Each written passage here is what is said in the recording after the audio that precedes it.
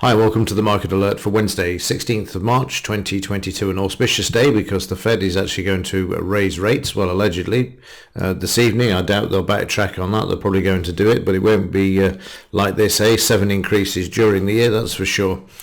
With inflation running hot, the Fed is expected to hike rates by 25 basis points tomorrow, which obviously is today at 6 p.m. GMT. Other news, crude craters, Chinese tech dead cat bounces, and the VXX decouples from reality. The market is now pricing in 7 rate hikes for the year, but 18 basis points of rate cuts are priced in for 2023. Again, it's not going to happen. They'll be back to printing money before the end of the year. Wall Street mood turns apocalyptic. Majority sees bear market and stagflation. Optimism lowest since right before Lehman. Rarely has Wall Street been more pessimistic than it is now. Well, again, we'll have to wait and see. Well, I suppose if they are pessimistic, then to bring back that optimism and the bonuses, then the Fed will step in and support it. That's what they've done for the last 14 years. So many Russians are buying gold. You wouldn't think so to look at the futures contracts, would you? It's easy to sell the paper money, suppress the price, and that's what they're going to continue to do for the next few weeks. They're going to take advantage of that and do it. Currently, households' demand for buying physical gold in bars has increased, driven in particular by the abolition of value-added tax on these operations. I wish they'd do that on the physical silver in this country, and that'd take 20% off the price immediately. Speaking of metals, the LME confirms price limits for nickel, which reopens today. This is a headline from yesterday. They're going to put in a 15% limit, I think, daily limit. Most futures contracts have daily limits. I don't know why nickel didn't, which allowed it to blow up. So that's very unusual, actually, very odd. But this resumes at 8 a.m. GMT today. So again, we'll see what impact that has on the metals. I would suspect that it's going to be negative for gold and silver in the short term, well, certainly for the next 2 weeks, because of the over-the-counter situation with Bank of America, 800 million ounces short, can't be seen to move higher. They have to settle at the quarter, apparently, and you'll see that most quarters the market's hammered down to allow them to keep their short position without it blowing up in their face and taking a bank that cannot fail to a situation where it would fail. So there we go.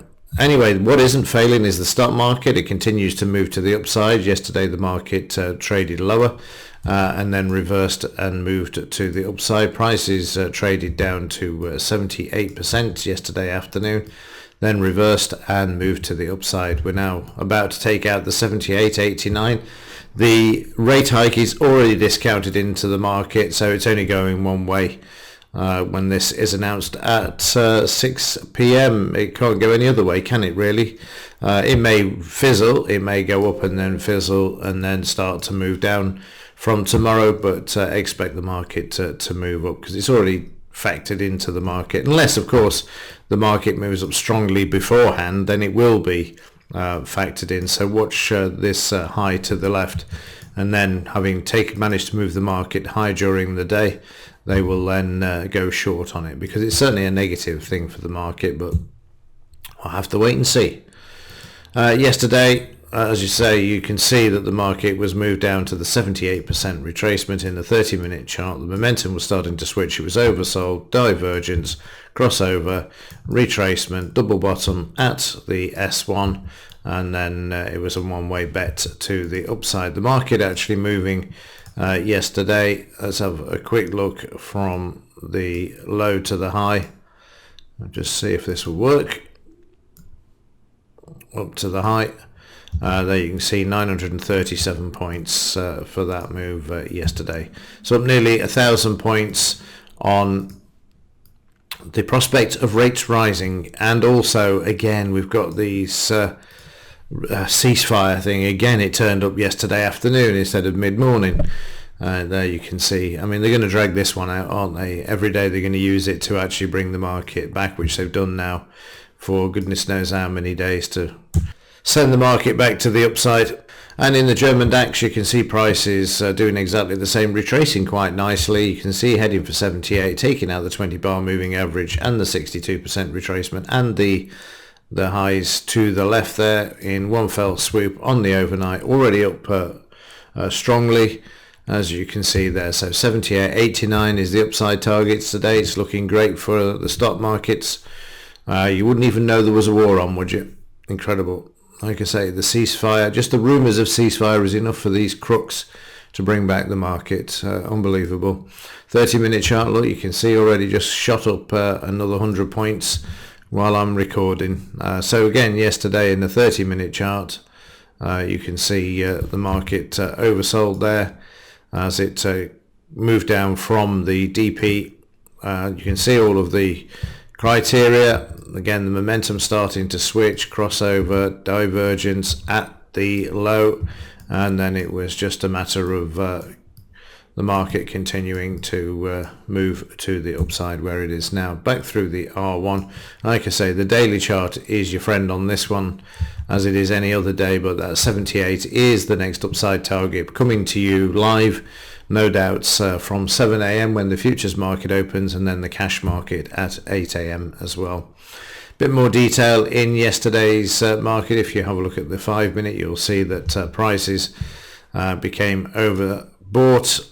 Crossover 50 EMA selling, and there we had the divergence, and then the market moving down, continuing to stay all the way down till it found support, way oversold. First bar to close back above the 5 bar, there's your retracement, and then the market puts in other retracements as it moves back up with the Dow and the peace talks once more. So you'll see overnight also the market dropping a fair bit there, but again you'll see the 78% retracement, oversold, etc. You see this pattern all the time in all of the markets to the where we are now, where prices have, let's say, just moved up quite sharply, just 100 points in the last 15 minutes. A bit of supply there coming in at the moment, but you only just look at the daily chart, you know where this is being taken today. Whether it holds after the Fed, because what else is there after the Fed? There's only peace talks. Once the rate cut is factored into prices, we'll see. In the currencies, which obviously will be waiting, the market up yesterday, trading to 89% retracement for the yen. From there back, you can see that 89%. I expect the yen to move up while the dollar moves down, but as soon as the announcement is made, then you expect the yen and also the pound, which is here, to actually move lower. Pound very, very sideways there at the moment, not doing a lot, just in a sideways range, again waiting for the reaction. But back to the yen, you can see yesterday market sells off, oversold, divergence, buying coming into the market at the S1, and then moving to the upside. Just been trading sideways overnight, oversold, divergence, and then moving back. We were overbought, crossover, supply, market moved back, and now we're just moving back to the upside there for the pound. In the metals, so have a quick look. Anything to report here is they're going to get smashed, as I've said, from Monday, and that's exactly what's happening. They're already being moved lower. We're getting to a point where they're oversold on the stochastics. I would expect the 200 MA to be the area where these prices are headed. It's a very, very important level. It took a lot to break through, and now we're heading back to it. So 89% retracement and this level here. The dollar goes up today, silver gets hammered tonight, and that's how it works. That's how it's taken advantage of by the crooks who control the silver market. The 30-minute for yesterday, the market managing to rally back, but like I say, it's a given that it's coming back down to today's low for sure. There'll be a short on that one later for the bankers. Certainly by midday they'll be hammering that down. They won't be able to help themselves. They might even do it from 8 o'clock when the LME opens as well. Crude oil managing to start to move back to the upside. This has lost over $38 per barrel up to yesterday. We're way below the $100. We're trying to stay above $100 at the moment. We're not looking convincing at all. As we go forward, all of this, we've had this major move, and then the market will settle, consolidate, and then attempt to move back to the upside. I for one hope it doesn't. Certainly because it's having a major impact on everybody's incomes, with the amount of cost that's involved in filling up the cars, etc. And also, again, you've got that situation, as I've shown before, where the prices never really come down either. You know, they go up in a heartbeat, but they never come down. So the more that this can stay down, the better. You know, that's what I'm hoping for. That depends. I mean, Boris is out in Saudi Arabia at the moment trying to do a deal. Amazing. This green deal, it's laughable, isn't it?